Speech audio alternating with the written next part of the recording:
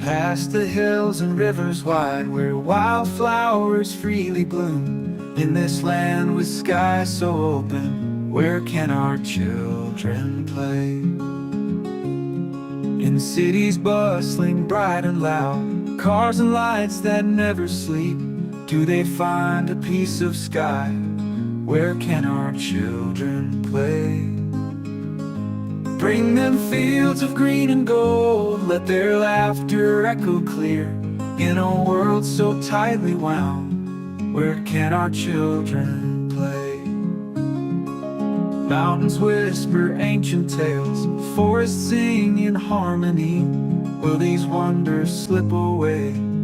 Where can our children play? Beyond the screens and towers tall, where dreams once were born and bred, do they carve new paths of joy? Where can our children play? Let's be stewards of this earth, guard the spaces wide and free. Do they find a piece of sky? Where can our children play?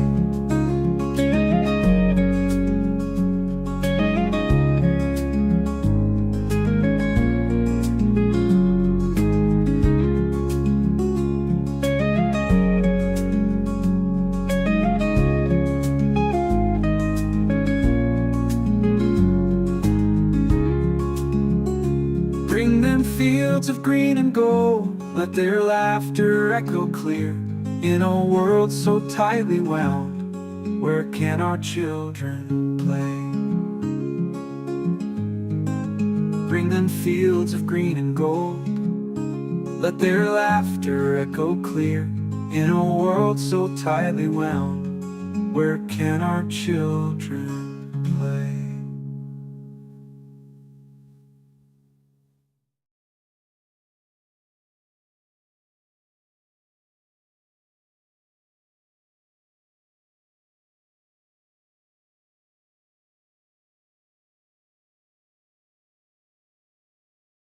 Good evening, Dr. Fleming. How are you tonight, Laurie?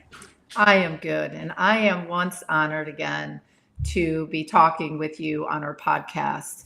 And I'm quite excited because tonight we are going to cover some questions on myocarditis, pericarditis, cholesterol, and do amino acids and vitamin C help with inflammothrombotic diseases, which is known as inflammation. So, to get started, can you tell our listeners what led you down the path of wanting to understand more about inflammation and heart disease? Well, I joined American Heart in 1976 as the youngest faculty member, and at that point in time, I got placed in several committees. One of those had to do with cholesterol and heart disease. And so I became actively involved in teaching physicians and the general public about cholesterol and the role of heart disease. And I spent a couple of decades, from 76 to up until 1989, when I began my fellowship in cardiology, basically looking at cholesterol as the primary factor, or triglycerides and fats, which are also part of the cholesterol pathway. But in 89 to 92, during my fellowship, part of what I was very focused on was not only how to correctly measure changes in the heart and look for heart disease, but what were the causes. And that research ended up in adding to the knowledge base that I had. And then shortly after that, I really kind of sat down, took a 6-month period of time to look at everything that I could find at the time. Now, the internet was functional at that time, not nearly what it was today, but I probably went through about 600 or 700 research papers that were published in the United States and around the world. And I simply looked at all the different factors that people were talking about and tried to integrate those into what I called a unified theory. That's my physics background. We kind of try to think of everything as unified. And figure it out and go through the details. And by 1994 at the Dallas American Heart meetings, I was presenting that and saying, Clearly, cholesterol and fats, triglycerides play a role, but there's an awful lot of things that the data around the world find. Biggest problem, we've talked about it a couple times before, is that people don't like to recognize, in many cases, the research work that other people do. And so part of the difficulty was getting people to recognize, wait a minute, there's work out here on lipids, cholesterol and triglycerides. There's work out here on fibrinogen, a clotting factor. There's work out here on homocysteine and lipoprotein little a. So, and viruses and bacterial infections and all of these roles, and I brought them together. But people don't want to look at other people's work if they can avoid it. Sadly, and there's a variety of factors for why that happens. But I'm trained as a research scientist, have been since 12, 13 years old was my research career, and I just think in those terms. So for me, if there's something that piques my interest that I think is important, as this was clearly one of those factors, I dig into it. I don't wait for somebody else to come up with the answers. Just like, dealing with SARS-CoV-2/COVID-19, it wasn't a matter of should I investigate it. It was, this needs to be investigated, it needs to be understood, it needs to be integrated, and clearly it fell in line with the inflammo-thrombotic or inflammation, if people want to simplify it to that. But as we're going to see with homocysteine, you can't get away from the thrombosis part, because that's part of what is critical here. It's part of what the lipoprotein little a does, is that additional information on blood clotting or thrombosis. So it was a natural progression for me. Well, I'm glad you started down that path. It's kind of, we fast forward into COVID-19 world, and we see that inflammo-thrombotic response going, on all over the place.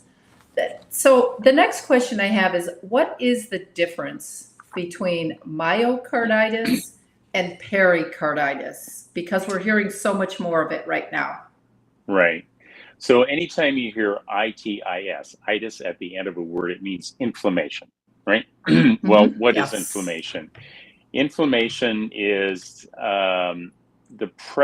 it's basically when tissue swells up. Well, why does tissue swell up? It swells up because there's something in the tissue that shouldn't be there that's irritating the tissue, whether that's your skin or your heart or your appendix. And the white blood cells of your body are coming in there to try to deal with whatever the irritant is. And that could be an infection. And in the process releases a whole bunch of chemicals that kill off an area and clot an area.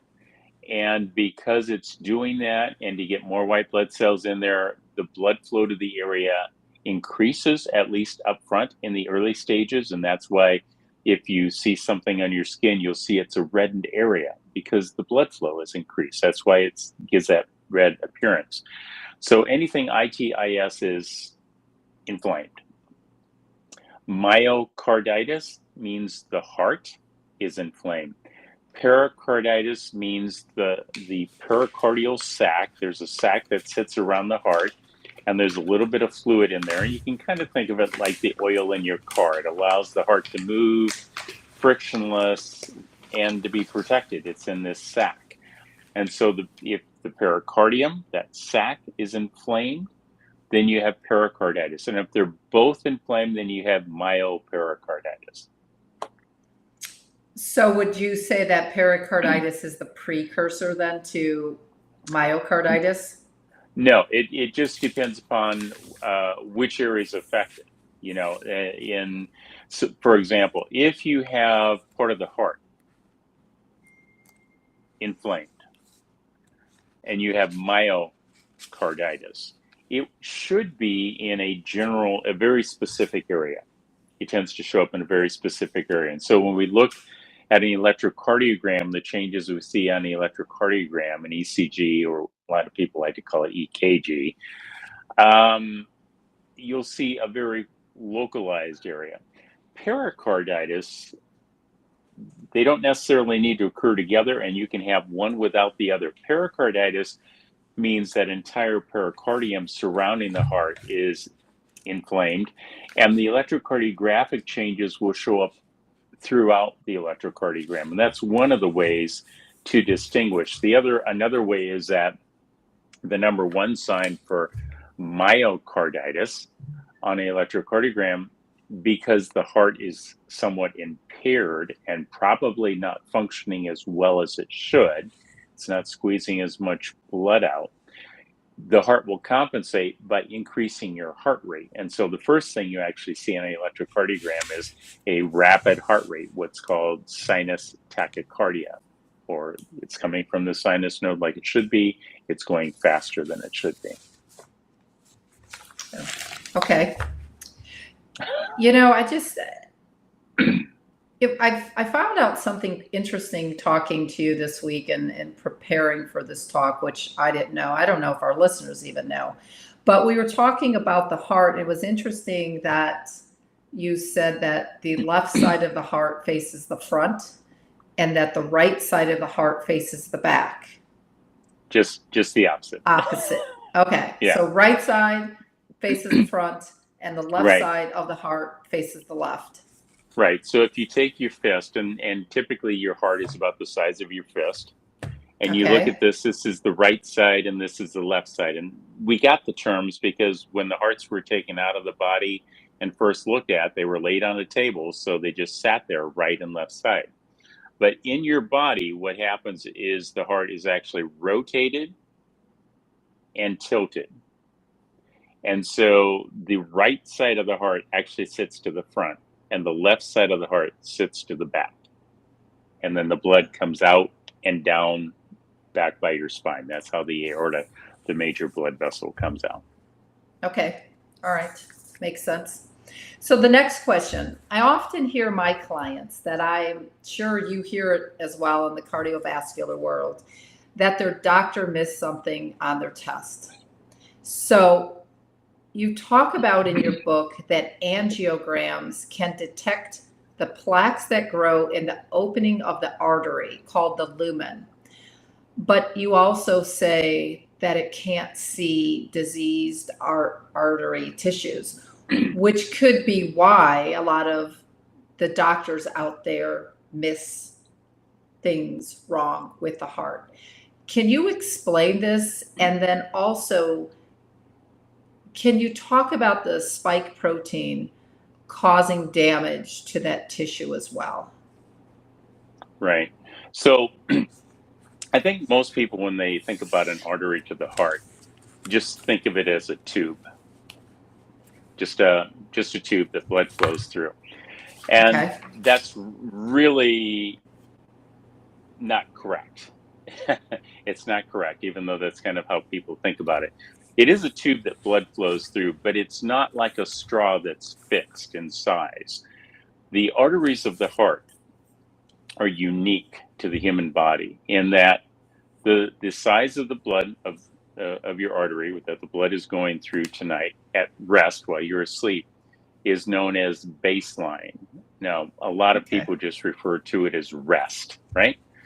But baseline. And so what happens is that the arteries of the heart, to allow you to get up and run or play tennis or play with your grandchildren or even do an interview like this, they have to carry more blood for you to do that than they do while you're asleep, because most of the blood, about 85 to 90% of the oxygen and the nutrients going through your arteries at night while you're asleep is being used up, which means there's only some 10% left. And that would not allow us to sit here and do this interview. So the arteries of the heart have the ability to relax and increase the blood flow to a peak of 5 to 6 times over baseline. That is called flow reserve. It's 5 to 6. Now, I'm in a unique position to know that because the man who wrote the equation on that for dogs is the same man who trained me, Kenneth Lance Gould. The man who wrote the equation in people is me. I simply took the world data, analyzed what we knew in the United States and Germany, and then ran that equation to determine what the variables were. And again, it's 5 to 6 times. So if your arteries are normal and you increase the demand, you walk on a treadmill, they will dilate, get bigger, and carry more blood flow, right? And Okay. that's what most people think of. They think of, okay, you have pain when you exercise, that must be coronary artery disease. And when we first started looking at this in the 1960s, the people that were having heart attacks, myocardial, that means heart infarction, death, or heart attacks, they got injected with angiograms. So we were injecting that area where the blood flows, and that's called the lumen, Lumen. That's all it sees. And these people would have narrowings. But it turns out that about 85%, 70 to 85% of people who have a heart attack have no narrowing. It's all disease in the wall of the artery, and you may not see it. In fact, in the New England Journal of Medicine, I think it was 1989, Glagov, who was a Russian pathologist, published research for the first time showing people that had massive heart attacks, and when the arteries were sliced through, the lumen, the blood flow area, was clean, but the cholesterol and the fats that had deposited in the wall, you could then see under the microscope, but they didn't show up because the lumen looked normal. You didn't know it was narrow because it just got squeezed down even more. And so that was our first indication that many people who have heart attacks have this plaque buildup in the wall. And the reason why they get pain is because the wall is full of inflammation and thrombotic material that doesn't allow the wall to relax to increase the blood flow. And angina, that pain that you get from insufficient blood flow, isn't as much about insufficient blood flow as it is differences in blood flow from one area to the heart to another area of the heart. And we know that because in 2001, I presented at the American College of Cardiology measuring these different blood flows and showed that all we had to do was try to shift the blood flow, and a diseased artery couldn't improve and a normal artery could improve, but they were still just laying on a table, not doing any more work. And then when we made everything shrink back down with less blood flow, the pain went away. So angina is due to a regional blood flow difference. And you've heard me talk about this multiple times with Fleming method. This is part of what led to the research and development of this method of measuring differences in blood flow and metabolism. So it turns out that many of the procedures that we do share the blood. We don't actually improve the blood flow, which would be the ideal thing to do. We just simply equilibrate it from good area to bad. The overall flow to the heart hasn't improved, but you don't get the pain because the bad areas are now getting some of the good areas' blood, and the good areas are getting less, but there's no regional difference, and so your pain goes away and you think you're better. And sadly, it's unfortunate that most cardiologists and physicians don't have a better grasp of this, because it would demand that we do something to reverse the disease versus placating it by bypassing it or stenting it or laser or atherectomy or rotorblade, all the things that I've done in my life as a cardiologist. But the treatment to improving overall health and overall blood flow is to make the dietary and lifestyle changes that will take all that material in the blood vessel wall and extract it out, take it out, so that the wall can now function like it should, as opposed to leaving it in there and just bypassing around it and sharing good areas with bad areas, which means no benefit for the heart, but the pain goes away. So have there been any has there been any progress? I mean, if you were doing this back like in the 1960s and 1970s, and you knew that as a cardio doctor, has there been any advancements? Like, why don't these cardio doctors in today's world 2024. Why don't they know this? Are they not teaching it in medical school? Well, so that latter part that I gave you, I mean, I talked about it at the American College of Cardiology, and that was, I mean, there were 5,000 physicians that were there, but they clearly heard more than just my hour presentation on that. They had 7 other 1 hour presentations they were listening to. And going back into practice, the reality is many people don't really care about the science. You know, you've heard me harp on this. PhDs solve problems, MDs treat problems, JDs cause problems. My youngest son is trying to get in medical college right now, and he's competing against people that just memorize and regurgitate, and he wants to fully understand it. And so he's having to wrap his brain around just memorize, just memorize. And memorization is a great thing in an emergency. You know, it really has a critical place, but it doesn't mean you fully understand what it is that you're doing. You're just doing what somebody else has told you to do. And sadly, we haven't gotten very far in a lot of healthcare because of these types of problems. And a lot of the imaging that we do in healthcare is determined by who gets to bill for it. You know, when coronary angiograms were first done, they were done by radiologists, and it was only by accident that it was even discovered. So cardiologists couldn't do them, couldn't interpret them. Then cardiologists got to do them, but the radiologist says, no, but we'll interpret them. And the same thing with echo. When echocardiogram was done, ultrasound, the radiologist didn't interpret it. Then cardiologists could start doing it, but the radiologist had to interpret it. And then finally, the cardiologist could do it and interpret it.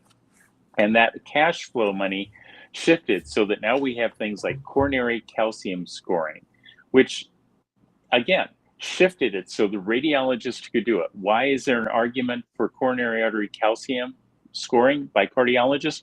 Because cardiologists can now do it and get paid for it. The problem is it really has a very limited value because it's looking for calcium. It's not looking for the ability of that artery to dilate and get bigger. It's just looking for calcium. And, you know, it's like looking for calcium with cancer. Why is the calcium there? Well, it's there because cells have died and leached out their calcium and it has no place to go. So why do you see calcium with cancer? Because the cancer gets so big, it outstrips its blood supply. The cells die, they leak out their calcium, so you see calcium deposits. But that doesn't mean anything other than the fact that there have been dead cells there leaking out calcium. It doesn't help you much beyond that. But in a lot of the testing that's done, a lot of the decision making, it's what did you get trained with? Most people really do not have a huge interest in learning anything more than they did in medical college. That's it. For many people, they're done. The argument is their lives are too busy. And my argument is you can't use the argument that you're too busy to keep it up to date, to learn how to take better care of your patients and justify, well, I have too many patients to take care of. You can't provide the quality care, the up-to-date quality care, if you're not going to keep up to date on it. And so it becomes this battle. You get people, I have all sorts of physicians who come up to me who say, Fleming, you're just an academic, right? Well, academics treat patients. We do clinical cardiology, but we also do the research stuff. And you know some people, we're not going to mention their names, that one of them, the first thing he said to me was, my God, you're actually also a clinical cardiologist. I just thought you were an academic, right? You remember that. I don't know if you do or not, but I do. But it's like, duh, you know, I mean, again, these are important take-home points about why things happen, what the motives are. You know, I had somebody that was worried about prostate cancer the other day that I know, and his doctor felt a nodule, had a slightly elevated PSA, so he ordered an MRI. And my response was, why would you order an MRI? It is not a useful test for prostate.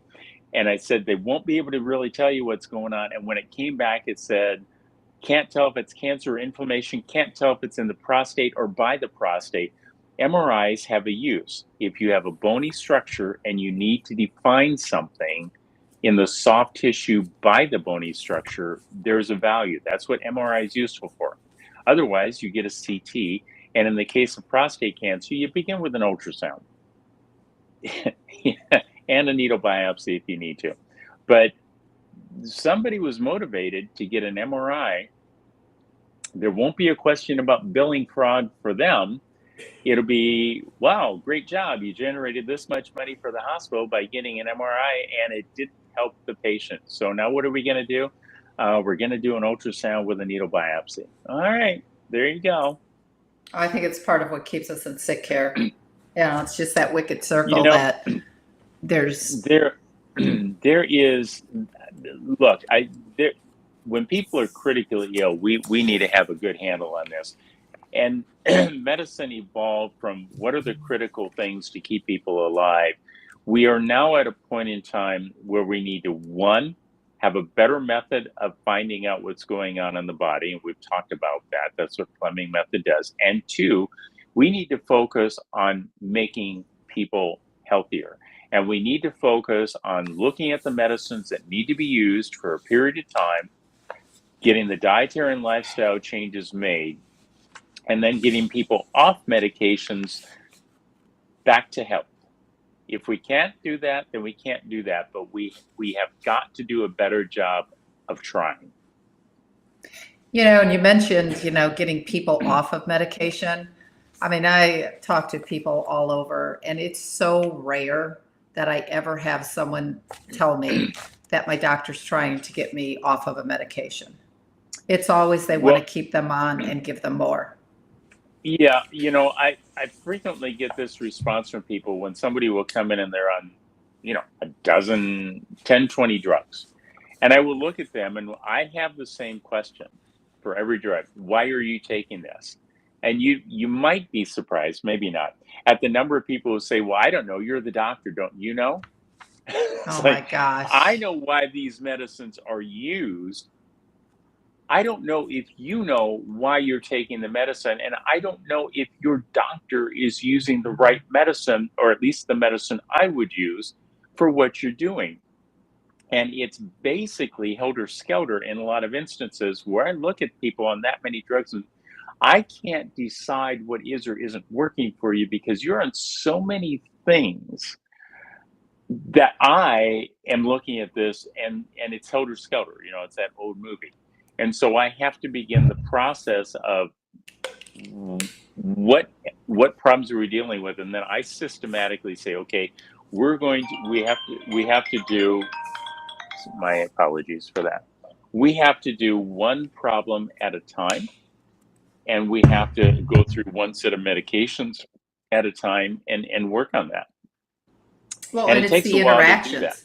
And it's the interactions with the medication. You got to take something 6 hours away, 2 hours away, 1 hour before, with food, without food. It's like you have to develop a whole Excel spreadsheet in order to take medications.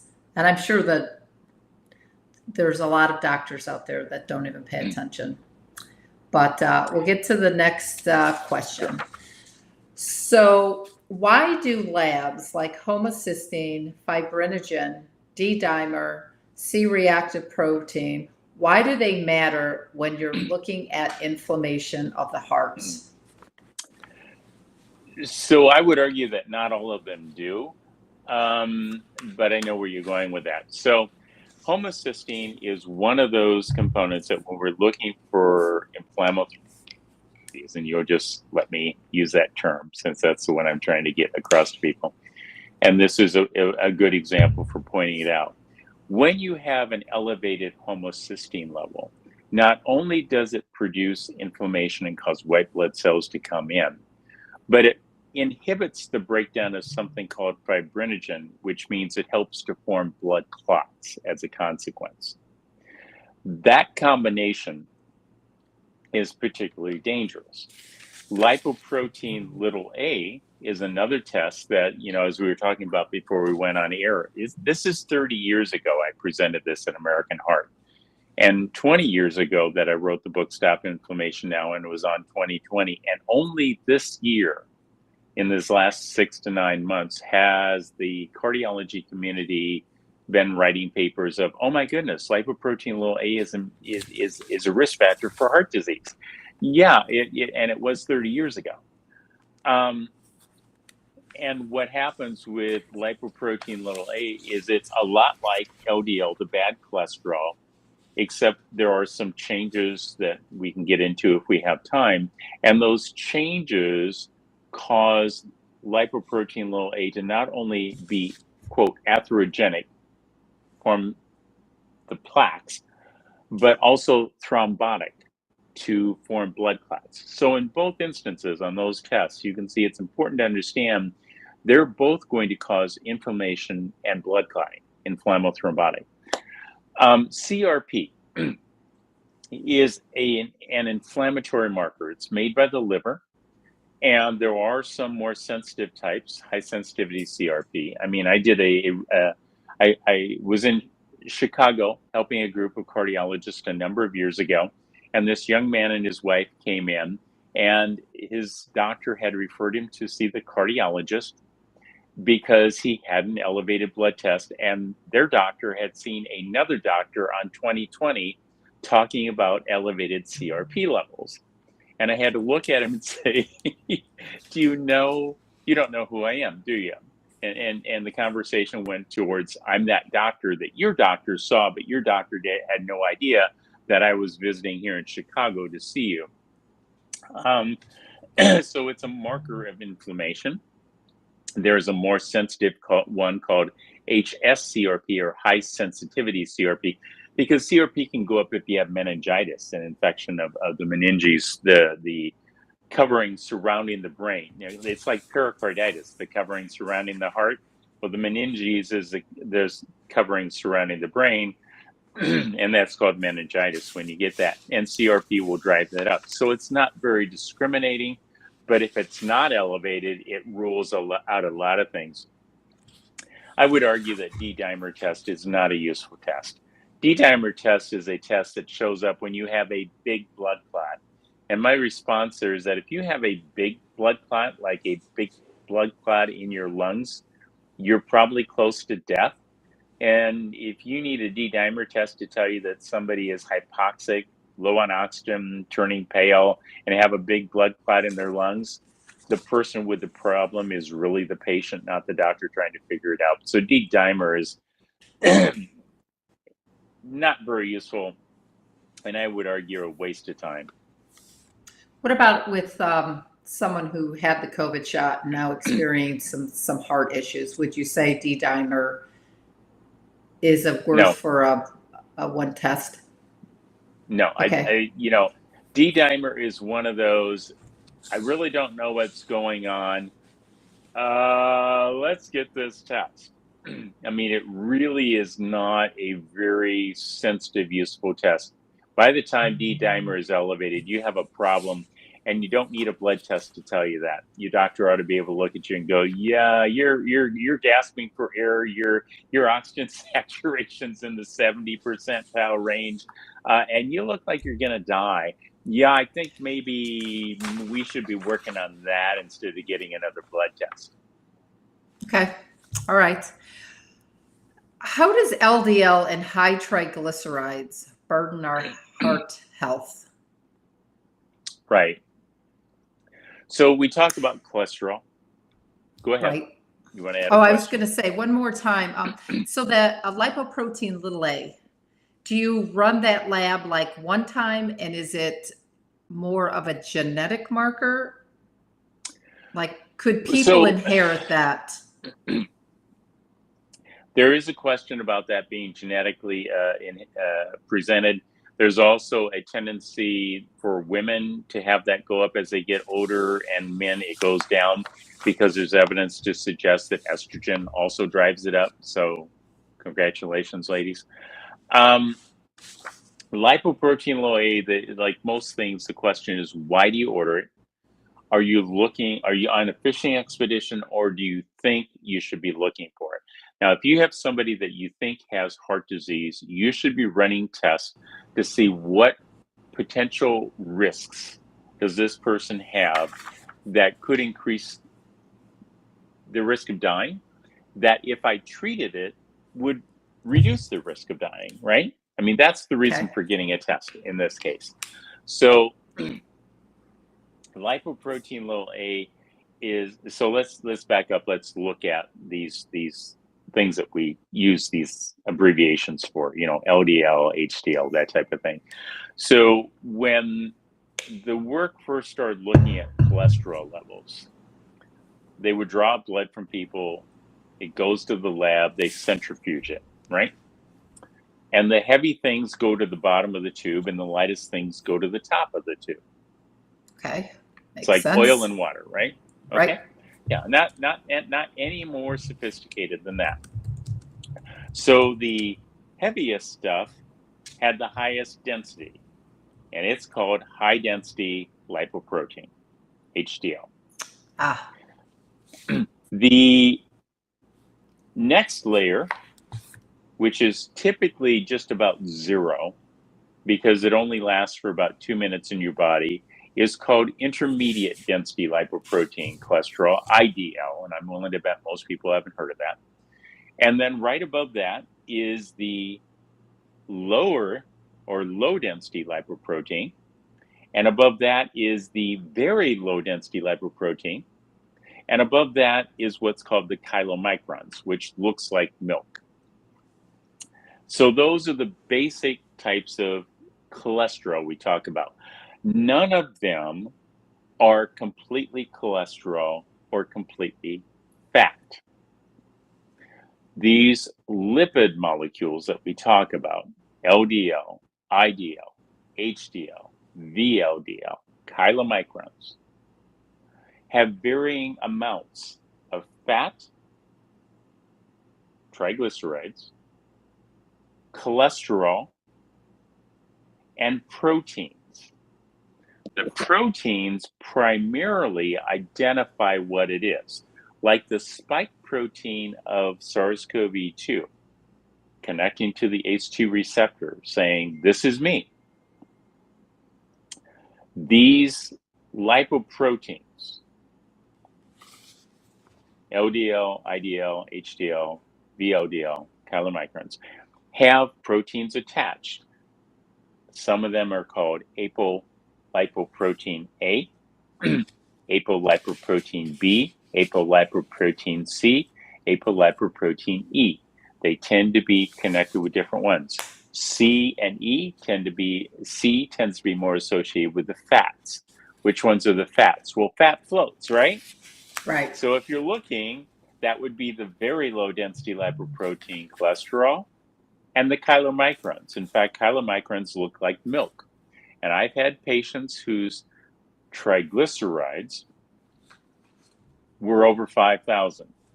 And when you draw their blood, that red blood that you normally see looks like tomato soup that's mixed with milk. And that will get your attention when you see it the first few times, right? And you know, that's not a good thing. LDL cholesterol tends to have apolipoprotein B on it, or some version of it. And HDL, the stuff that plays scavenger, tends to have apolipoprotein A attached to it. And in each of those cases, those proteins not only identify what they are so the cells of your body know what they're taking out, they also activate certain enzyme pathways that cause the shift from one type to the next. Okay? So that's their function.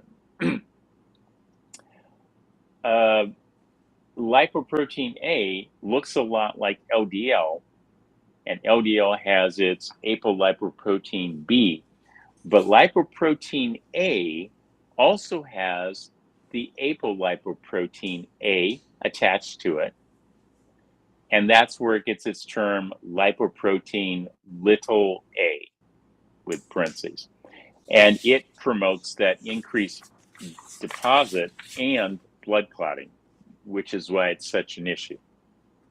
All right, so I ran through all of that, and I know I haven't really completed your question. So what you were talking about, the plaque deposition, right?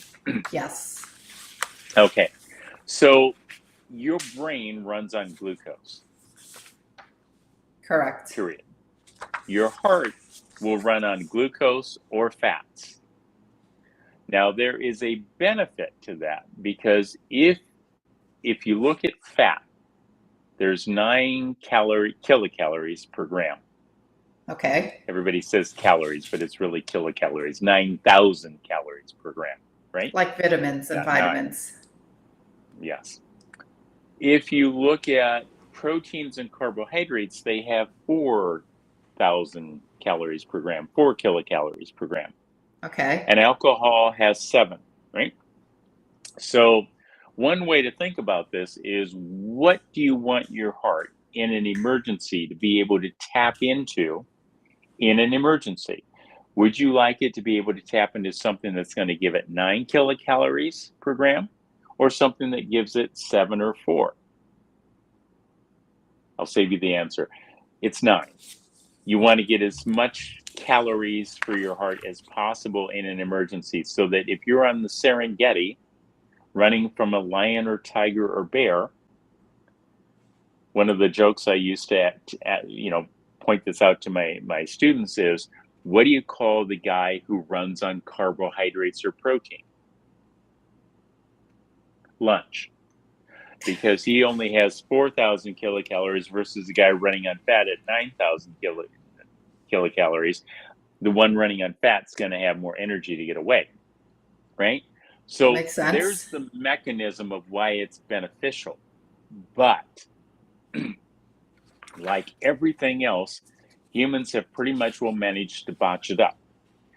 A system that runs efficiently only runs efficiently unless you abuse it.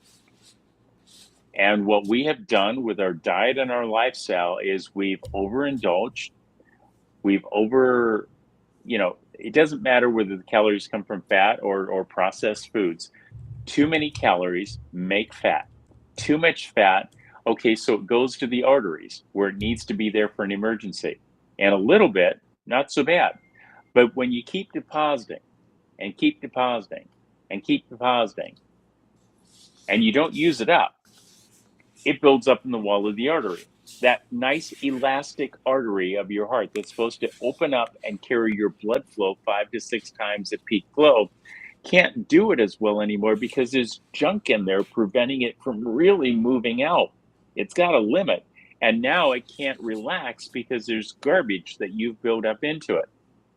And your body knows it shouldn't be there, and your immune system, your white blood cells, go into the arteries and say, let's take the garbage out, right? And they do that.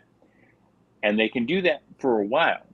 But if there's too much garbage that's built in, those white blood cells go in, and they have to get in through something called fenestra, little openings between the cells. So they can slide through. They're very good at that. But like an octopus, if you will, going through tanks, it's very flexible. But once the white blood cell eats so much fat and cholesterol in the wall of the artery, it's no longer flexible. It's stuffed, and it can't get back through the opening. And once it's stuck like that, it will die. And then it becomes hardened. And if it dies, it may show those calcium deposits. But if it doesn't die for a while, it sits there. It tries to survive. It tries to figure out how to get out of the wall of the artery. It can't. You're not using any of it up. You haven't made any dietary and lifestyle changes to get the garbage out. So you're continuing to put more in. More white blood cells come in. More of them get trapped. And what happens over the course of time is that if you get a lot of those white blood cells in there, they prevent the walls from relaxing to carry more blood flow when you need it. So you start to get chest pain because there's differences in the regions of blood flow, and now you can't exert yourself because it can't get there. And you haven't even narrowed the lumen part yet. You've just interfered with the ability of the artery to do its job, which is to relax and carry 5 to 6 times as much blood at peak as it does when you're asleep at night. So those cells stay there. And that is called an atheroma, atheroma. And that is what we call a soft plaque. It looks yellow. And when we look by laser scope in the arteries, when it starts to bulge into the lumen where the blood is flowing, it looks yellow, like a pimple, because in reality, it is, right? If those cells die, they will release their calcium, and they will form a scar with the calcium. And so when we look at those with angioscopy, this laser scope, they look gray. Now, they're pretty hard, but that also means they won't give a lot of take in the wall of the arteries. What happens is eventually they will start to, there won't be any more room in the wall for them to grow. They will stretch the wall out till the wall can't go any further. Then, and only then, will they grow into the lumen where the blood is flowing, which is why coronary artery disease and everything that can rupture is happening in the wall. And it's only in the later stage of disease that we see this narrowing occur in the area where the blood is flowing, because there's resistance to growing in there because there's blood pulsing through there. There's no resistance to building out on the wall because it's just a wall of muscles and connective tissue, and it will stretch until it can't stretch anymore like a balloon, and then it can only go in. And what happens is that it will get into the area where the blood is flowing, the lumen, and it will rupture. And your blood vessels interpret that as, wait a minute, I just had a rupture in my blood vessel. Well, normally what happens is we see cuts on the skin, right? That's Right. a rupture in a blood vessel. And what happens when you rupture a blood vessel? You're hoping it will form a clot so you won't bleed to death. Well, the same thing happens inside the blood vessel, the coronary artery. When it ruptures, the message is, oops, we're bleeding to death, form a clot. And when that clot forms, it stops the blood flow. You don't bleed to death, but what happens? Everything downstream is deprived of blood, and it dies. And you have a myocardial heart infarction death. You know, I think it's the first time I've ever heard any doctor explain it like that.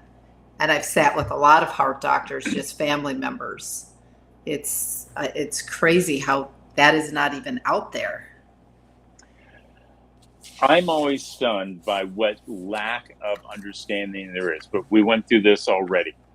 Most physicians memorize and regurgitate. That has a value in an emergency situation, but a failure to better understand what's really going on compromises the quality of healthcare. We dealt with this with people that were put on ventilators during, quote, COVID, right? 3 major ventilator committees in the early 2000s published reports. So these aren't minor reports. These are reports that if you're a physician, you should read if you're using ventilators. They're important. The committee says if you have fluid in the lungs of a patient, acute, sudden, respiratory, lungs, distress syndrome, right? I have no idea why they did that. I don't either. Build up in fluid that puts you at distress. You have to give patients half of the tidal volume, the amount of air you give them each time, that you normally would, because you no longer have a normal elastic lung. You now have a lung with fluid in it, and the research has shown painfully enough that all 3 major ventilator committees reported the same thing. If you give the standard amount, you will kill the patient.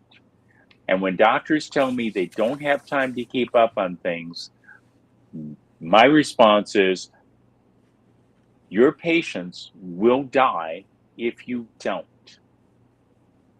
And we prove that quite outstanding, I think, right? I mean, we saw this repeatedly despite the warnings 15 years before COVID. Don't do this with the ventilators on these patients. And yet the chaos that occurred was nobody was up to speed. They hadn't read reports from 15 years ago. But LP(a), it's been 3 decades. It was 30 years ago. This is 2024. I presented at American Heart in 1994. 30 years ago. There is no excuse. You spoke last year. Was it last year at the American Heart Association when you were in Florida, or was that 2 years ago? Right before the vitamin C conference. Thank you. So I was at the American Society of Nuclear Cardiology, and I think it was not last year, but the year before. I think it was 2022. And it was very interesting because this is where the nuclear cardiologists from around the world come once a year. That was where the meeting was. I was in Orlando before I drove over to, wherever it was I drove to. The vitamin on the C West conference. Coast. Yes. Right. And we presented the research of what the study had shown which drugs worked. And there was not a single nuclear cardiologist or others that were there who looked at the information and said, well, those drugs can't work. That was not their response. Their response was, looked at the data, looked at the images, looked at the results and said, I guess those drugs work. I mean, there's measured data. There wasn't any hesitancy. And this is one of the reasons why I argue repetitively for the need for objective data to drive home the point that we need to drive home, at least from my perspective as a research scientist, that if I am going to explain to somebody what's going on, and I'm going to tell them that something does or does not have an effect, work or doesn't work, I need to be able to prove that. I have a moral and ethical obligation to do that. And I view this from both sides of this discussion. If I think I have something that works and I do not prove it, and I'm right, people will be denied that test or treatment because of that, and they will die.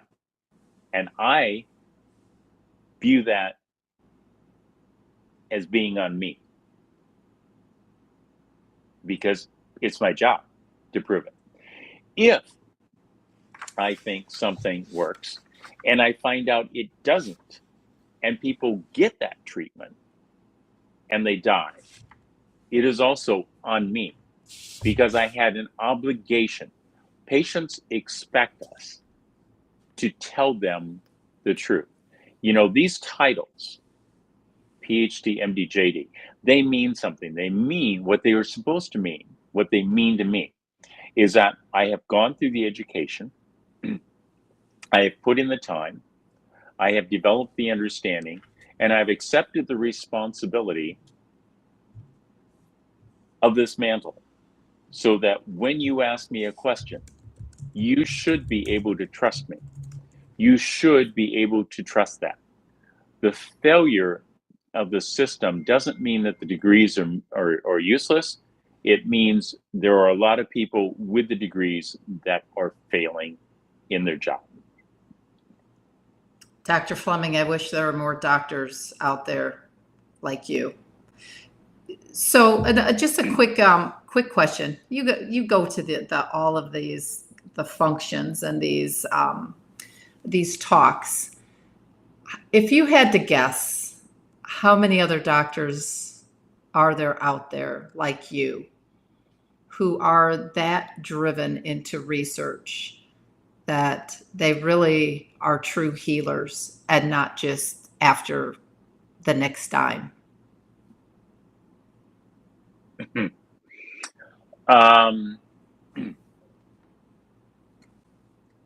My personal experience is fewer than 5.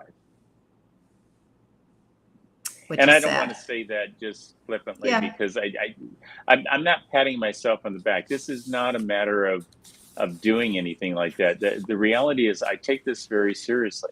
Maybe it's because I started at such a young age. Maybe it's because I watched so many people looking for answers that didn't get them. Whatever all the factors were, I take it very seriously, and I think everybody should. So if there are any doctors listening on our talk this evening, what is one thing you would like to just tell them right now? Well, I think that my response would be, I'm not sure if I'm telling them something as much as asking a question, is to genuinely reflect on why you're doing what you're doing. And I used to always teach my students that people can make mistakes. And there's going to be lots of lawsuits for everybody, because speaking as a lawyer, lawyers love to sue people, right? No, I don't, but the reality is I think a lot of people get into it just because they want to show somebody that they can, beat them up.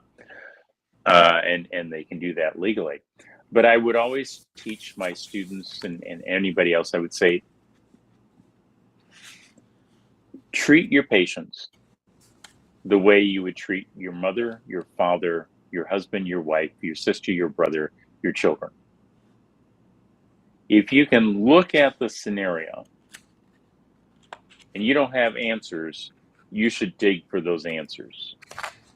Whether that's individually or with your colleagues or any of a number of things, you should dig for those answers so you're doing the right thing, and do that right thing. And you may end up in court with somebody trying to sue you for medical malpractice, and the system may be broken. But I honestly believe that the vast majority of people will listen to you. And since none of us are perfect, what was it? Gandhi said, being imperfect ourselves, we should remember to be kind to others. Taking that into consideration, if you can look at people and say, what I did, I would have done for my mother, my father, my sister, my brother, my husband, my wife, my children, I think that the vast majority of people will look at that and go, did you hear that? We're not a number. We're not just somebody through the system. They tried to get the information. They did the very best they did. I was there when HIV hit, and we were struggling, and we collected data as rapidly as we could. And we had to look at people and say, we don't know if this is going to work. All I can tell you is that if you were any one of these people that I just rattled off and you were here in this bed, this is exactly what I would do for them. I'm doing for you what I would do based upon the knowledge base I have for the people I consider most important in my life. How can I do better than that for you? There's not a better than that. So if you are a practicing physician, and this is you need to reflect on what you're doing, the amount of time you are investing in understanding what you do not understand, and do the right thing for your patients.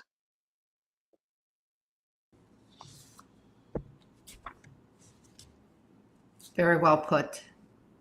I just want to make an announcement. We're going to put the call-in number up, and Dr. Fleming and I will be taking calls. So we'll put that number up here in just a few minutes. That was very well said, Dr. Fleming. I'm going to ask the next question. So protein is all the rage right now. You're listening to a lot of these podcasters, and they're talking about protein. So I understand when people go on a ketogenic diet, we'll say, that they're taking out all of the inflammatory foods. But what I'm not seeing or hearing is these podcasts are showing the blood labs, like what's going on with LDL and HDL and triglycerides and total cholesterols and lipoprotein(a).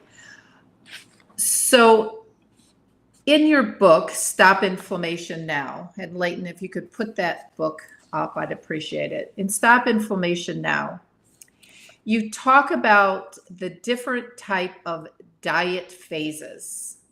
And I say phases because you're not asking everyone to stay on the phases for the rest of your life.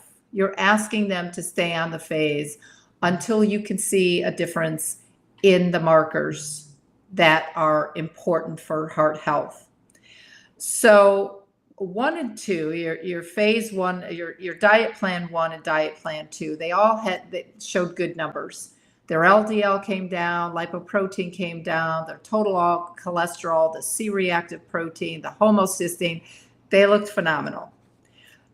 Diet 4, which was higher proteins, had increased C-reactive protein, increased LDL, total cholesterol had tanked. So can you explain this? And I'm going to put myself out there because I personally had never heard of lipoprotein(a). None of the docs that I work with have told me about it. So I was going to run cholesterol panel, and you told me to run lipoprotein(a).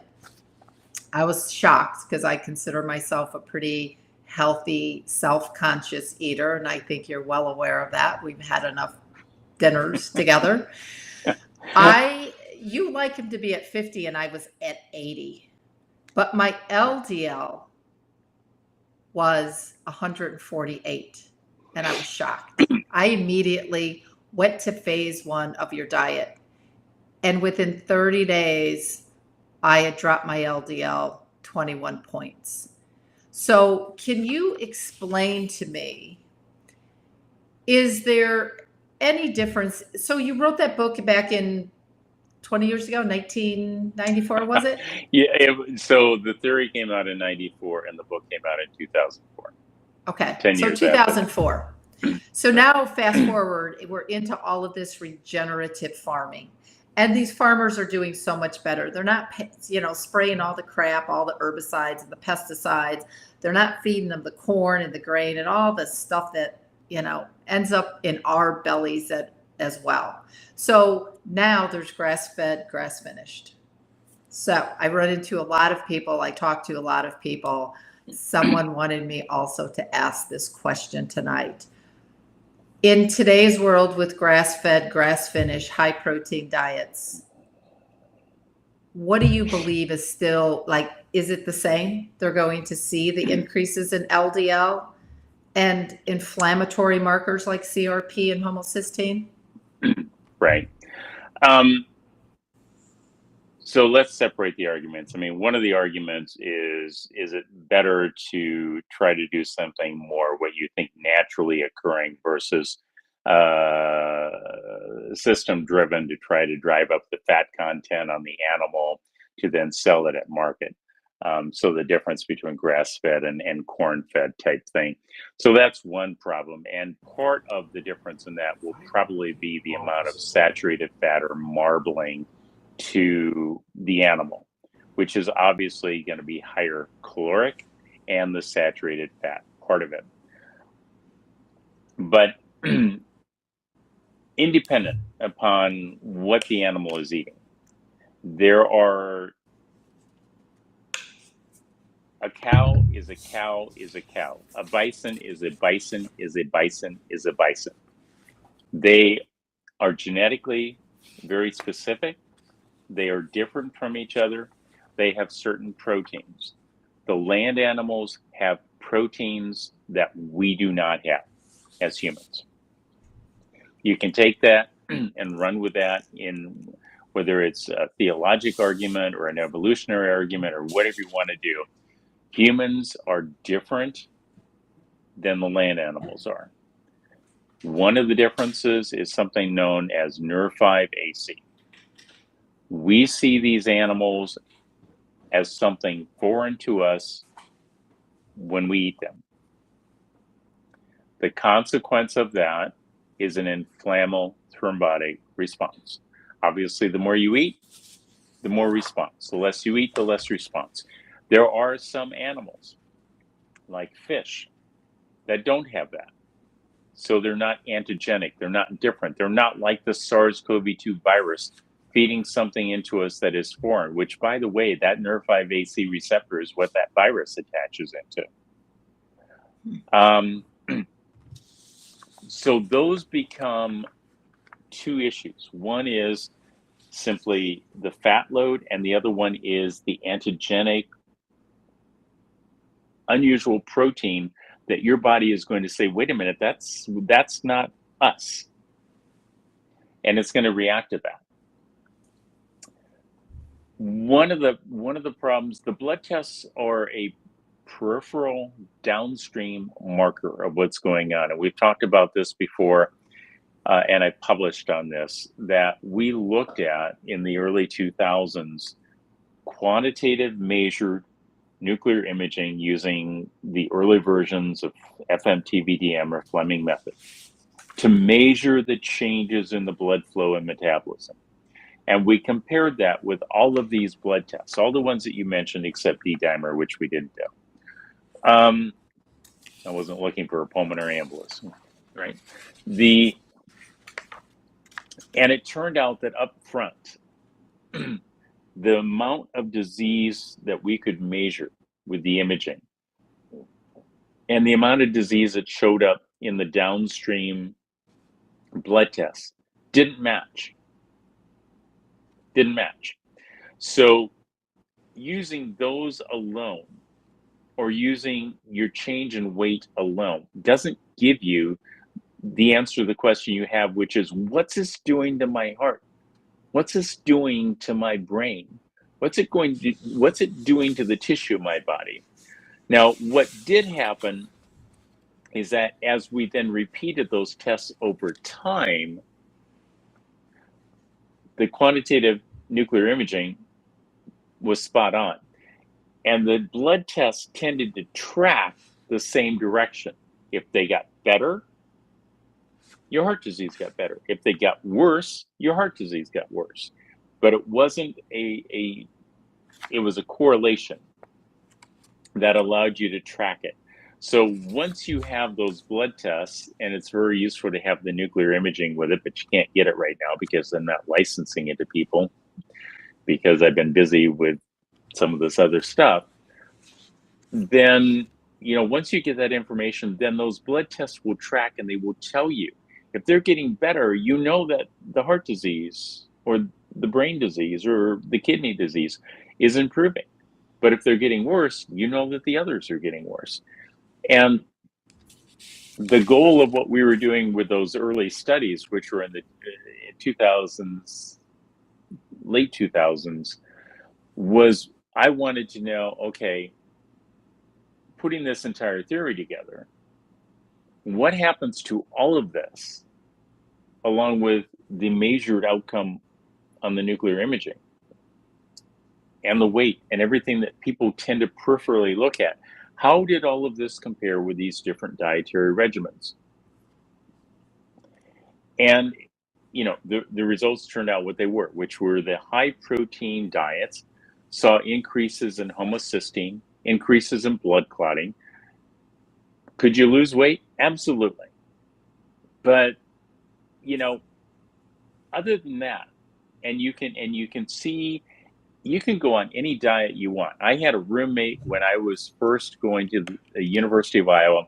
Jim was his first name. I won't give you his last name. He worked in the cafeteria system. He went on to be a physician's assistant. And every time Jim wanted to lose weight, he would eat nothing but ice cream. Okay? And Jim would lose weight. He worked in the cafeteria. He could get all the ice cream he wanted, unlike other people. The difference is that when Jim started his diet, his bowls of ice cream were this big. And when he was done with his diet, he was getting something about the size of a drop. because he got sick and tired of it. And one of the phenomenon of any quote diet is that people tend to cut their calories and they tend to get tired of the foods on the diet. So they lose weight. And every time you lose weight, you will see up front that means you're pulling on those fat stores.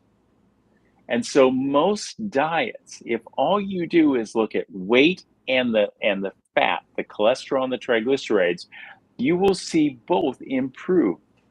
You can go on a cardboard diet and you will see your weight and your fats and cholesterol improve. The problem is that if you track those for longer than the published studies that most people do, you will see they both go back up. Now, that probably wouldn't be the case on a cardboard diet, but you'd probably be dead on that one because you die, right? Because there's nothing in that you're going to use for it. But on all these other diets, you see these initial improvements on blood work and weight, but not on the nuclear imaging, because again, they don't match. They'll trend the same direction, but the blood tests and the weight do not tell you what's going on at the heart. Gil Hansen was a personal friend of mine. When I was with the police department in Waterloo, Iowa, and Gil Hansen was assistant chief of police, and he was also Mr. America and I think Mr. Universe. He had zero body fat or darn close to it, muscular, and he dropped dead from a massive MI. But he sure looked good in the pine box. Okay, that's going to be a disappointing answer for some of our viewers, but I get it. You know, again, my family is in the food industry. Fleming's Steakhouse, P.F. Chang's, Fleming Foods, Vikings are into food. If you want to buy the stuff, my family or some of my relatives will be happy to sell it to you. This is not an emotional thing for me. You know, this is just a recognition of the facts. The only way I can go to make people healthier is to be objective. And again, that's one of the benefits of FMTVDM is it's objective. It doesn't care what you want to see. It doesn't ask, what do you think you see? It provides values that are measured like a ruler. The ruler works. It doesn't care whether you want to be taller or whether you're under height. Under height? It's going to give you that result. It's always cute when you say under height. So we have about 500 listeners right now. So for anyone that wants to call in, the call-in number is up. It's 385-899-2134. But I'm going to keep talking until I've already got some email questions, but I'm going to keep going with the questions. So if you want to call in, talk to Dr. Fleming, the number is up on the screen. So the next question that I have, and I know we're kind of short on time because I've got some email questions people have already sent in. Does vitamin C help to support cholesterol by lowering it? So what vitamin C really does is it's an antioxidant. So when something's oxidized, you can basically think of it as rusting, right? Yes. I mean, that's what iron is iron oxide. It's oxidized.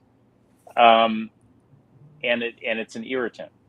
So again, oxidative damage is part and parcel of what can cause problems. And with too much oxidation, it can actually make the cholesterol plaques more irritative.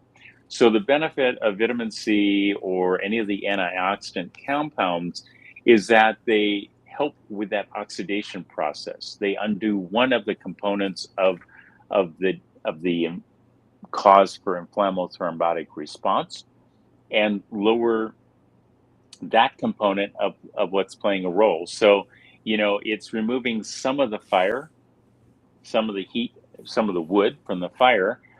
It's not putting out the fire, but that's how it would have a benefit, because all of these factors play in together. And this is one of the reasons why there's not a single answer for just everybody, because with all the people that are out there, the role that cholesterol or fats or homocysteine or fibrinogen, a lipoprotein low A, or infectious diseases or trauma inside the artery or oxidative damage or any of a variety of things plays a role is different from person to person. And how their immune system is responding to that is different from person to person. So I used to try to explain this, particularly to my sister, to think of it like a spider's web. If you tug on the spider's web, the spider is going to know something is happening and it's going to know where. And the more you tug on it and distort it, the more obvious that's going to be. But every one of these factors is a part of the spoke of that spider's web. And if the more of those you tug on, the more you're going to distort the spider's web, the more damage or disease you're going to have. Okay. Okay. You know, I want to go back to my last question when I was actually throwing myself under the bus. So back to phase 1, phase 2, and those diets that you saw such, you know, Right. their numbers look so much better. So plant-based fruit, vegetables, a white potato here and there, sweet potatoes here and there. Why is that? Is it just because you're removing the meat and the fish for that short period of time? Well, you're doing several things. And just for the record, phase 1, phase 2, Fleming diet, I did not name that. I thought fruits and vegetables covered it, but you know, somebody decided it had to have a name. And I literally said, "You're kidding. People don't know what fruits and vegetables are. You know, you go in the grocery store, those are all the bright things that are on that one side of the store that you don't visit." The reality is, again, we eat a lot of processed garbage, right? And the only thing you can say about that is it extends the shelf life of the food, but not of the person eating it. The reality is that fruits and vegetables and that type of food, removing the pesticides and all that garbage, which, again, that's a separate issue, are healthy. There's nothing in them other than antioxidants. There are proteins, carbohydrates, and fats to varying extent. They're filling. They have good fiber content. That's helpful for your gut flora. They have vitamins and minerals in them. And odds are you're not going to be able to consume enough of that to keep the weight where it's at. And so what you will do then is your body will start looking for those fat sources. And they will draw on those fat sources, and they will do it very effectively, which is one of the reasons why, if you're not having chest pain, or I don't think you are critical to have a heart attack, I will not put you on a statin medicine, using that garbage can term that people do. And the reason for that is most of the cholesterol you make in your body is made by your liver through the enzyme pathway HMG-CoA. So these are HMG-CoA reductase inhibitors. They block the liver from making cholesterol, which artificially lowers your blood test. And you think, waha, it's better, so I can eat whatever garbage I want to. No, I want your liver. Your liver will make about 1,000 milligrams of cholesterol a day. The average person consumes 250 to 500 milligrams per day. You absorb 10% of that. So in other words, 25 to 50 milligrams per day. Your liver makes 1,000 per day. What I'm doing is depleting that input so that your liver will go get that cholesterol and triglycerides from the stored areas that are causing harm, because it wants to make cholesterol. Actually, what it makes is VLDL cholesterol, which is basically fat, which then gets turned into LDL cholesterol, the cholesterol part. So your liver wants to make that. I want it to make this. I mean, we've talked about this as far as treating people with the SARS-CoV-2 virus and genetic vaccines. I want your body to do its job. I want it to make what I want to get rid of, so that your body will deplete it, get rid of it. And the only place it can go get it is in the arteries and places of your body that it shouldn't be, that there's an excess of. It will go get it, bring it there, make it in your liver, and recycle it. And by not giving you that extra calories, saturated fat, and cholesterol, your liver will spend its time pulling the garbage out of your body where it's been deposited and use it up. And you'll have all the benefit of the antioxidants, vitamins, minerals, fiber, everything else, along with the proteins and carbohydrates that your body needs to run on for this period of time. And as you said, this is not a lifelong plan, or maybe it should be thought of as a lifelong plan, because it's extending your life. It's getting rid of the garbage so that you can have a life again that's worth living, not just one that you're ebbing out time, unable to do things because of the buildup of this garbage in your body, but a life that is, again, vibrant and worth living. We talked about prevention and getting back to health. We've lived for,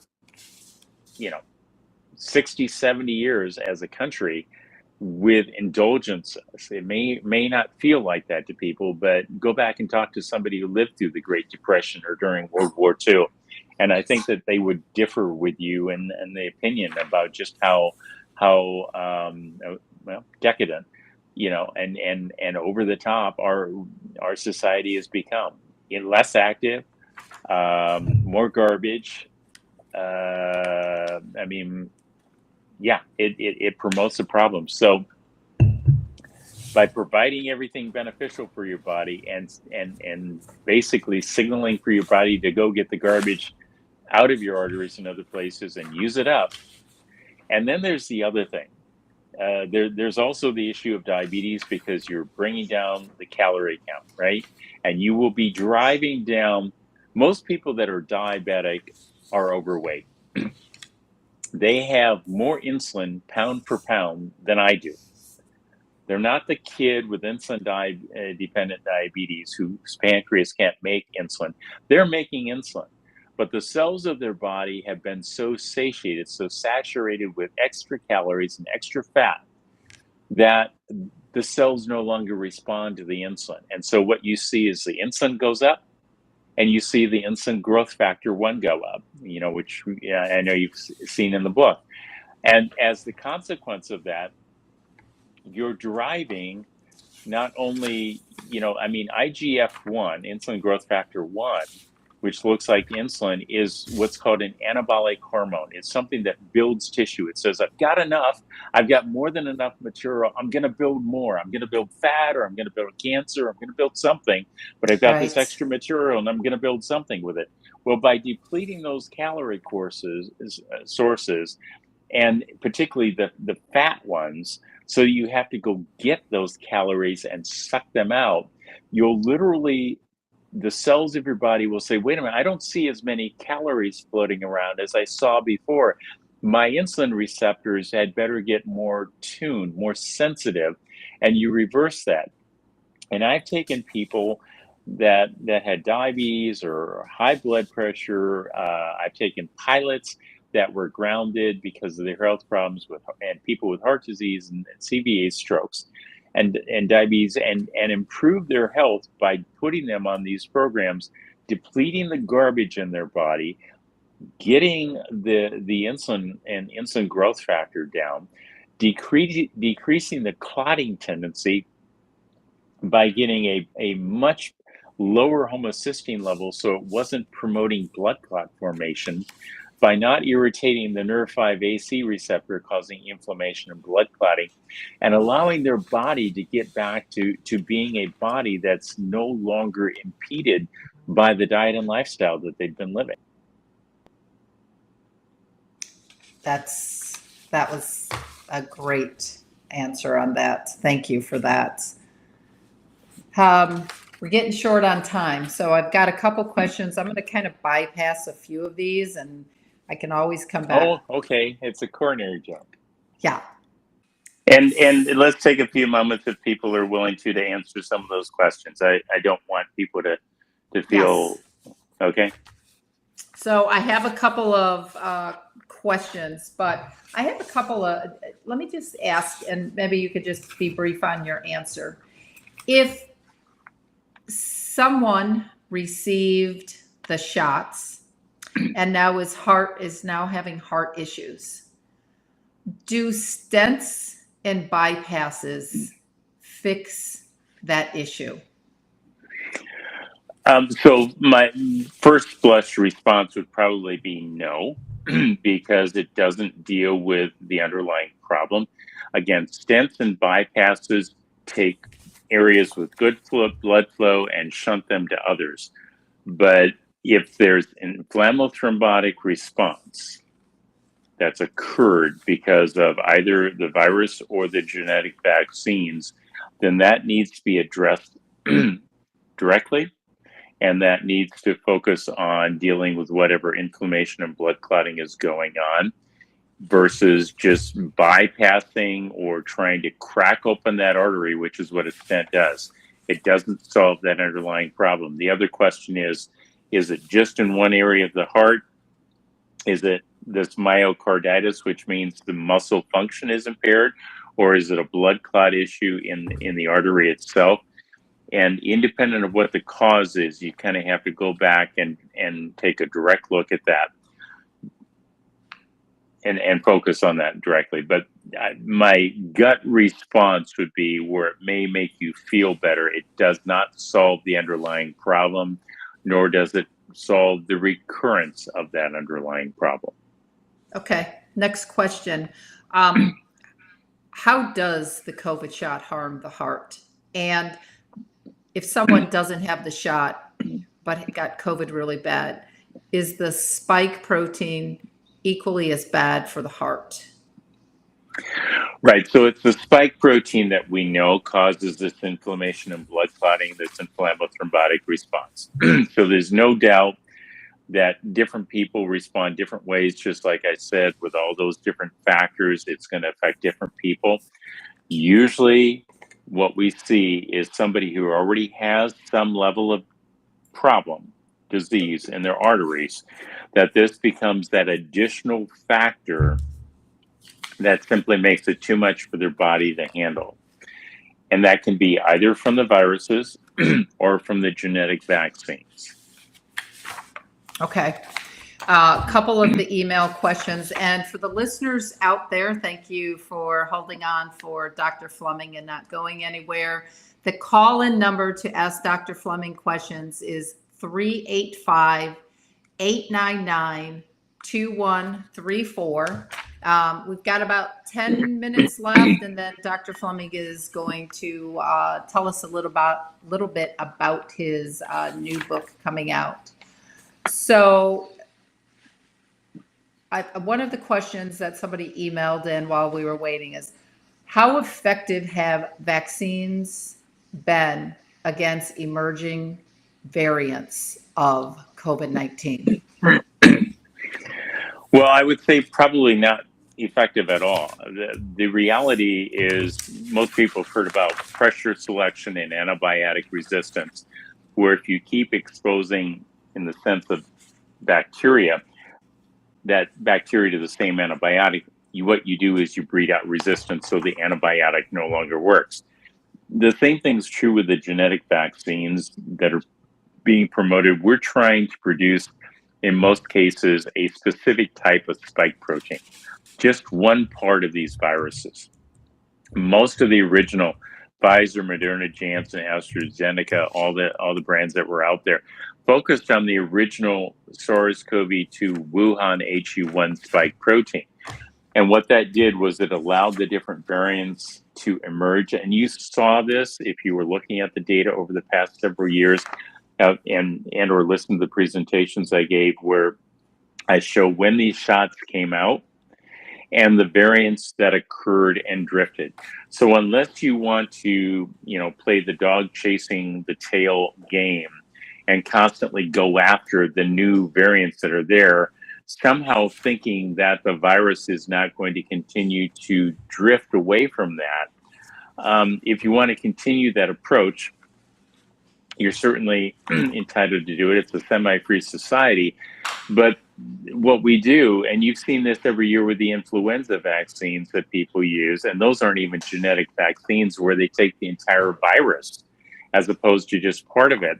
Over the course of time, that shift means that those prior vaccines aren't very helpful. And in the case of these genetic vaccines, we didn't even try to make the whole virus or the nucleocapsid, which is the part that we're best at making an immune response to. They chose the spike protein. This is chasing the tail, and most of the benefit that has probably occurred has occurred because of all the people that have been infected by the virus from person to person with all the parts of the virus and now all the variants of the virus. And there's,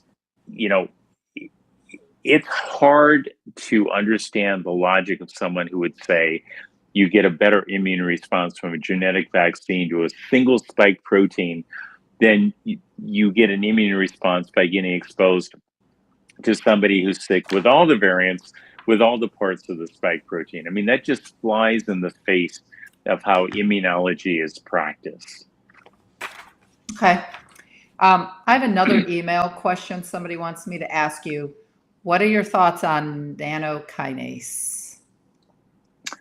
So nanokinase is a soy product, and there are a lot of people that talk about it being beneficial, but there's no proof of that. There's no research that's been done that said, I'm going to take these people, they've been infected, I'm going to give them nanokinase, it's now having this effect.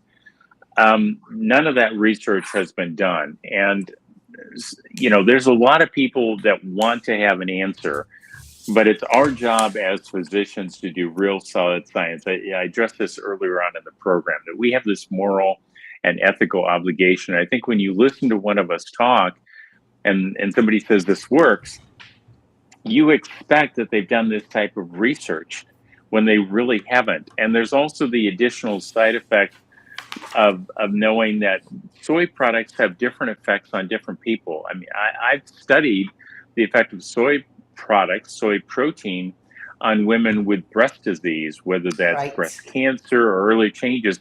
Some women get better, some women get worse. So in the absence of some real research that's been done that says, I've taken these people, I've measured their spike proteins, I've given them nanokinase.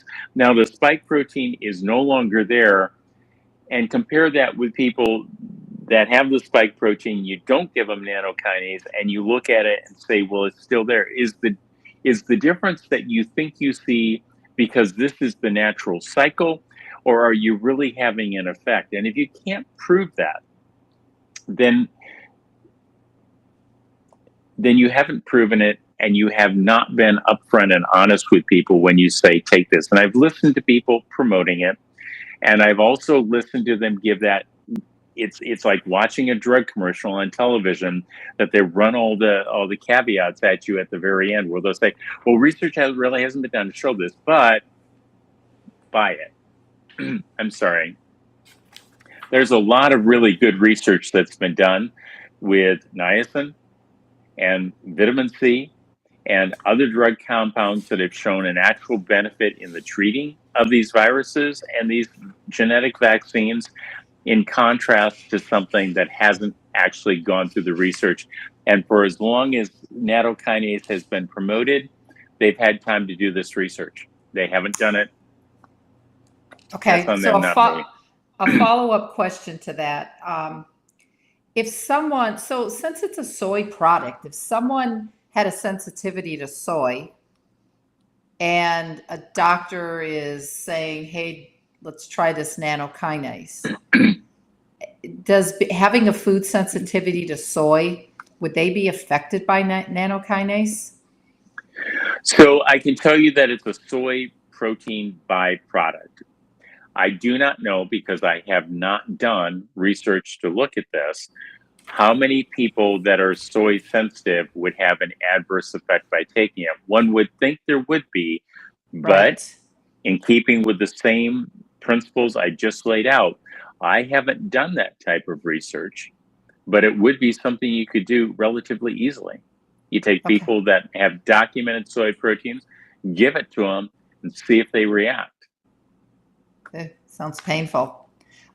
There's another question that just came in. What about the nicotine patch for long haulers? What's your opinion?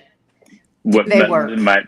Right. So my response is, what about the nicotine patch? There's been no published research that shows that the inclusion of nicotine has any effect on anything as far as the virus or the genetic vaccines.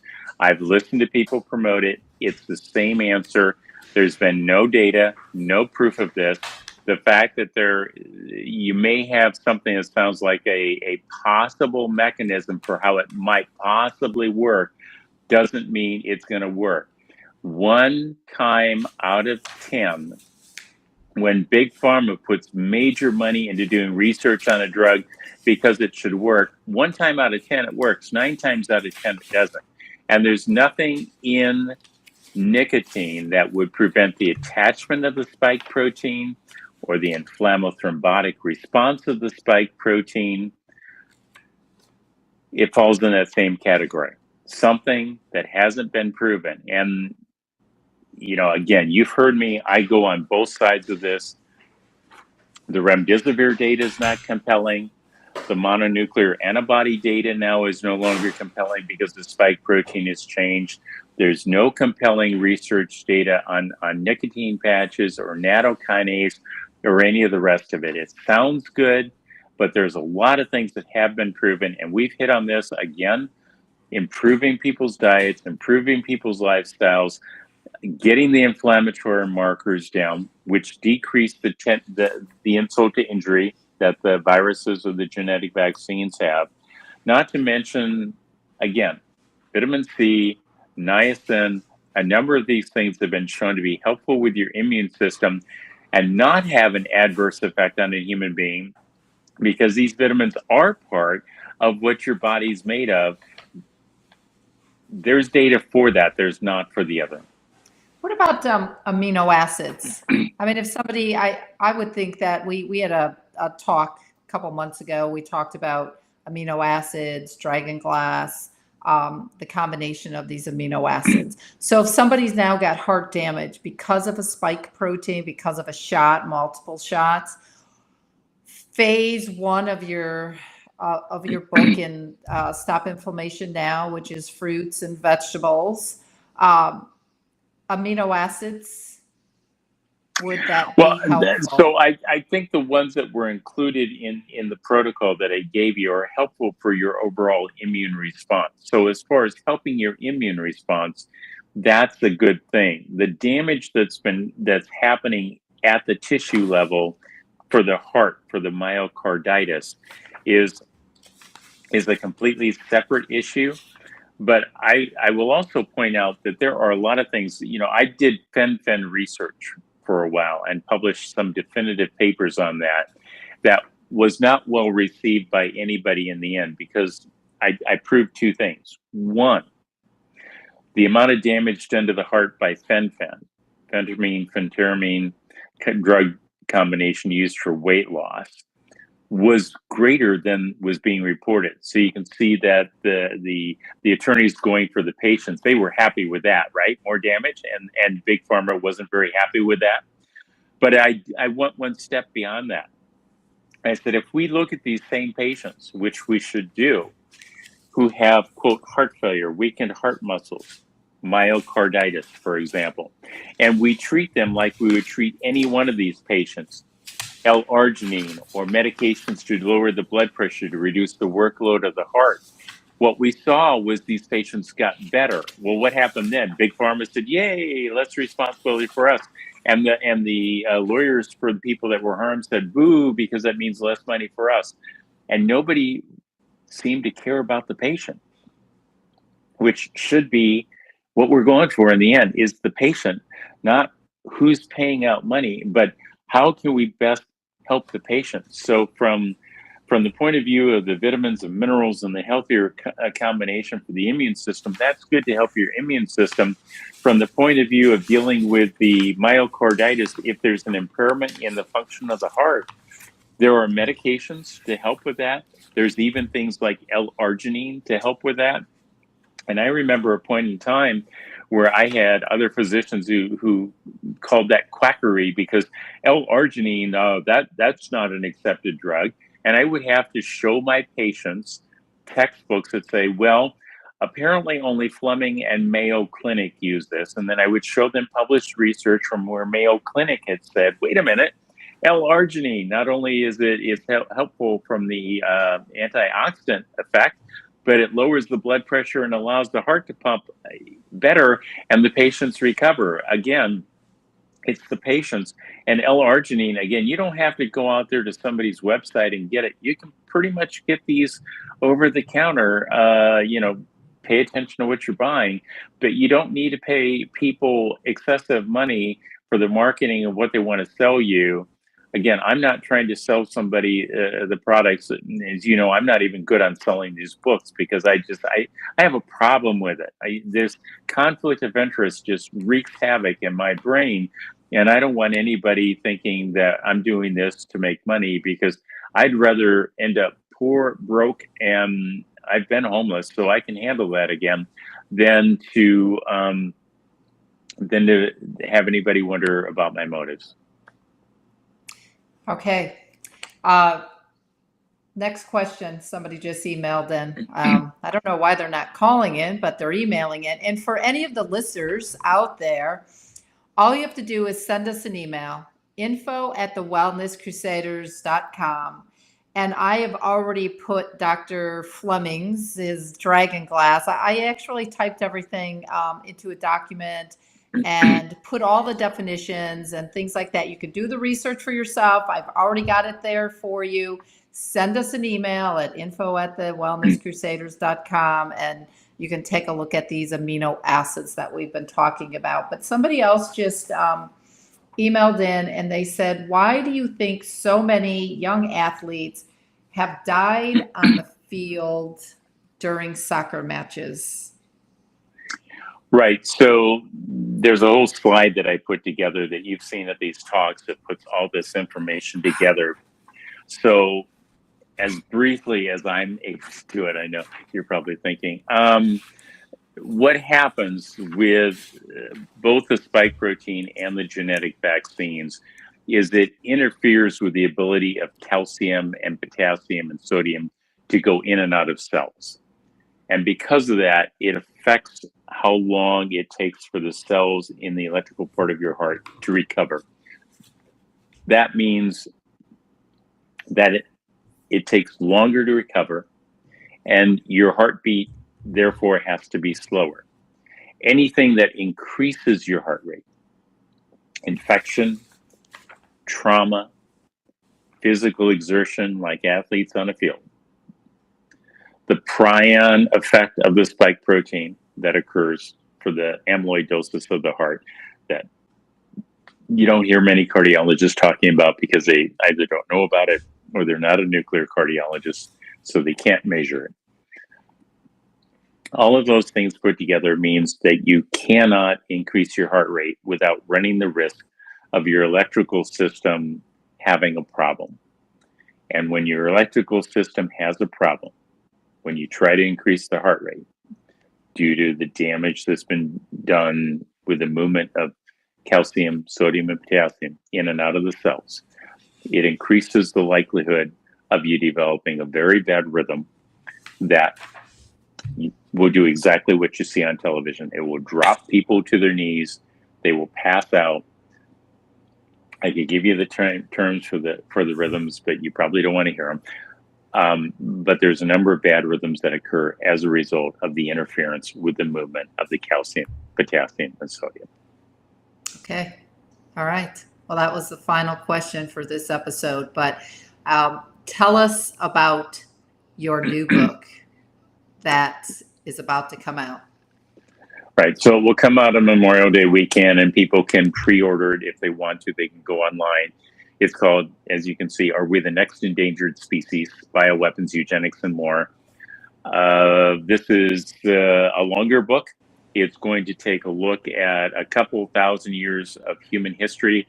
but it's really going to get to the crux of the matter beginning in the 1850s in what happened in the United States and England primarily, and the changes that occurred both in the development of biological weapons and biological warfare and eugenics, as you can guess by the title.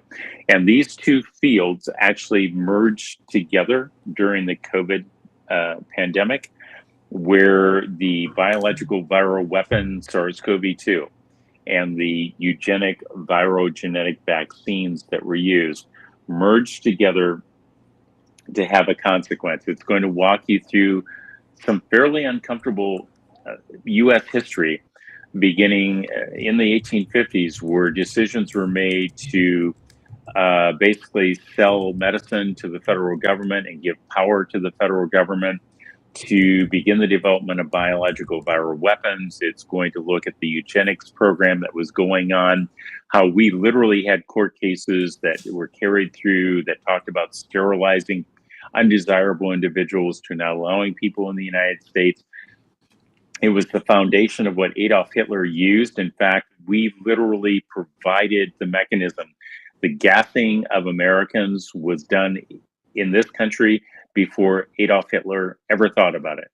And he simply incorporated that into it. And following World War II, the United States and Russia recruited, took out the Nazi scientists and intelligence officers and brought them to this country and to Russia and incorporated them into the system. And you'll read what happened as a consequence of that. You'll get a chance to hear about my history as I was brought into the system in the 1960s, and the research, some of the research that I did, and how all of this evolved into the scenario that we're confronted with today. You'll learn about what can be done correctly, legally, civilly on the genetic vaccines. You will learn about what must be done criminally for these biological viral weapons that have been developed. You will learn about war game scenarios that you've never heard about before. I'm willing to bet on it. And one of those I'm going to walk you through is identical to COVID during the spread of the viruses, the vaccines, the food shortages, the electricity shortages. Everything was played out in this prior scenario that they learned from. And you're going to learn about legislation that I propose to be enacted in 2025. Once we get the elected individuals into place, it's a reflection on the work that I did as one of the physicians that Podesta with the Obama-Biden transition team asked me to participate in.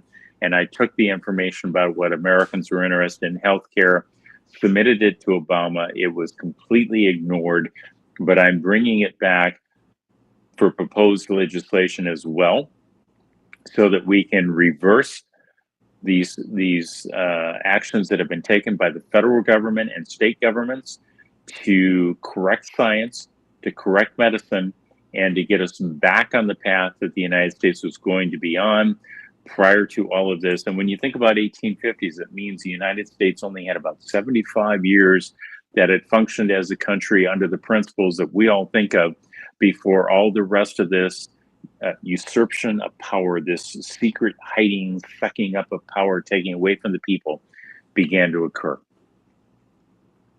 And what was your reason for naming the book like you did? Do you believe that we are the next endangered species? So I believe that the goal of what they were doing was to produce a genetically different species.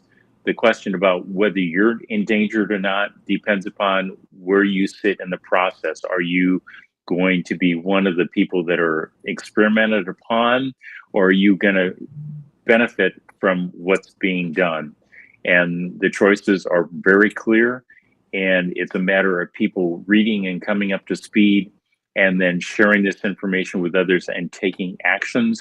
Because if something, the losses, the military calculated losses, which I do for you in the book, is 0.8% from what has happened.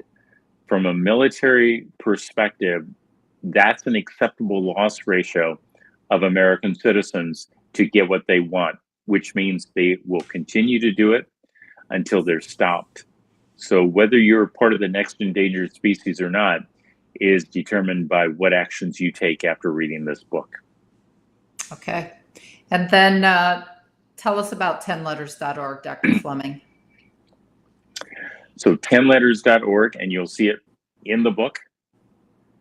There'll be QR codes to take you to it, as well as the code itself is a website for every American to go to, where you can enter your name and address, which you can choose to hide on the final letter, but it will then make a cover letter for your governor and your attorney general.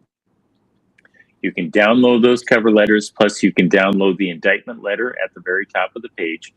Send the indictment letter and cover letter, one to your governor, one to your attorney general, which is a statement that you're an individual in their state, and based upon the information that's provided, you want a criminal grand jury convened to indict Fauci, Collins, a number of other people, Bill Gates. The names are laid out in the letter for their involvement in the biological viral weapons that were manufactured in violation of U.S. treaty law, in violation of federal law, in violation of a number of laws that are laid out in the book. The book actually walks a prosecuting attorney through the steps to charge these people, to show the crimes they've committed, the data that's been collected. There's about a dozen of us that are part of an expert group on this. We have more than 10,000 documents on USB drives. We have documented material on U.S. military personnel before and after being sick with the virus, before and after being vaccinated with the genetic vaccines, where we show that these elite military forces that are our special forces in all of our services were no longer able to perform at adequate levels on their endurance and physical exam tests as a result of being treated, and calls for accountability for the 1.2 million dead Americans that died from COVID, more deaths than the U.S. military has sustained since 1776, from the 1.5 million maimed Americans with the genetic vaccines, more maimed, injured Americans than the U.S. military has had injured soldiers since 1776, more than 34,000 dead Americans following the genetic vaccines, which are more dead Americans than we have lost in every war we have fought in except our 5 bloodiest wars. We have got to take action. This book explains to you what happened. It's not muddy. It's not questionable. It's documented. There's over 700 referenced documents and materials and news clippings. I will walk you through what Eisenhower was thinking. I will walk you through Truman. I think there's 13 or 14 presidents of the United States that are referenced in the materials they did. You're going to see that this pathway that people have taken in the military-industrial complex and the Nazis that were brought over got us to where we are today. We've done nothing about it, and you can see the consequences of what's happened, and they will continue unabated unless they are stopped. I agree. They need to be stopped. And from my understanding, there's well over 10,000 letters that have already been sent out to the AGs and the governors across the United States. Who are the states leading on that? I think right now it's very clear that Texas and Florida are leading, but it is also amazing to see how many people out of California have been sending in to the governors and governor and attorney general. Who knows how many governors they've got. But across the board, every state has been represented, and not just a few times. There are people that, accountability is a really important, and transparency. We give a lot of verbiage to that without actually doing it. And we have a tendency, we talk about this in the book too, that transparency is kind of interpreted with, if you agree with us, then you're 100% transparent. But, if you don't agree with us, well, then you're not very transparent. And agreeing with us is determined by who's running the show at any point in time. And I'm going to walk you through some very uncomfortable facts that you need to know, because whether you know them or not, they're real. They don't change. It's like gravity. You can choose to ignore it. You can choose to pretend it doesn't exist. But if you walk off the top floor of a 25-story building, gravity will make itself painfully aware to you. And as you're going down, you can say, I don't choose to believe it. I don't choose to believe it. I don't choose to believe it. I'm a tree. I'm a tree. I'm a tree. And you can say that until you hit the cement and you face the consequences of reality. And we're just going to share reality with you. Okay. And then how does somebody find all your research and you? What's your website? You can't find all my research, I don't think. But the website is www.flemingmethod.com. All one word, only one M in Fleming, no stuttering, just like on the book there. FLEMINGMETHOD.com. That will take you to a website. I've narrowed it down here a little bit to make it a little bit easier for people to follow.